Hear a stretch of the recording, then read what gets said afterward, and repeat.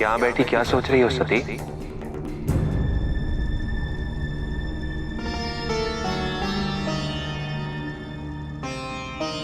सोच रही हूँ कितनी बदल गई हूं मैं। अवश्य सती, तुम्हें विचार व्यक्त करने का अधिकार है, सुरक्षा का अधिकार है, सम्मान का अधिकार है, और तुम्हारे प्रति मेरे वही कर्तव्य रहेंगे जो एक पति के होते हैं। मैं सदैव तुम्हारे सम्मान की रक्षा करूंगा। और मेरी इच्छाओं का अधिकार? मेरी वमांगी होने के अतिरिक्त मैं तुम्हारी हर इच्छा का सम्मान करूंगा सती। तो मेरी एक इच्छा है महादेव, मैं अपने पिता के घर पिताजी के यज्ञ में सम्मिलित होने के लिए जाना चाहती हूँ। हमारा वहां जाना मर्यादा के विपरीत होगा।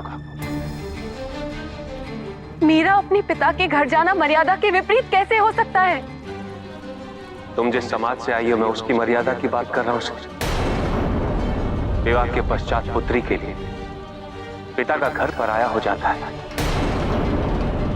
विवाह के पश्चात पिता के घर जाने के लिए कन्या को अपने और अपने पति के सम्मान की रक्षा करनी चाहिए।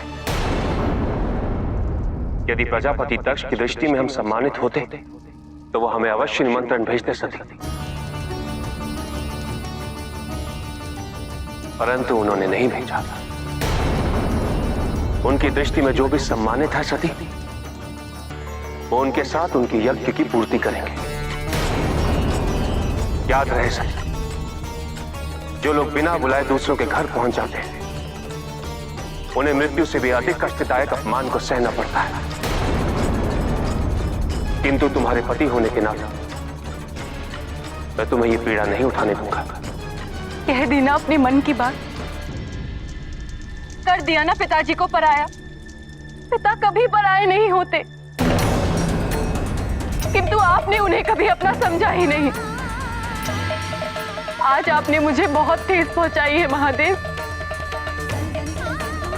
बहुत दुख पहुंचाया है मुझे।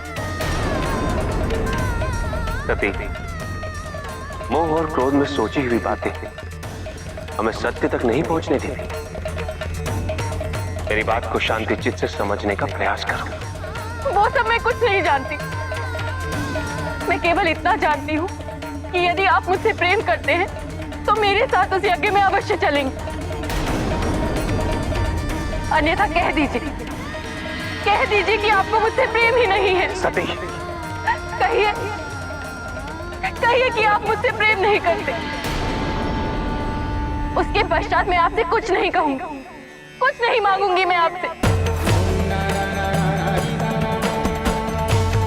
कहते क्यों नहीं कि आप मुझसे प्रेम नहीं करते? आज आपको निर्णय लेना ही होगा। बोलिए महादेव, बोलिए।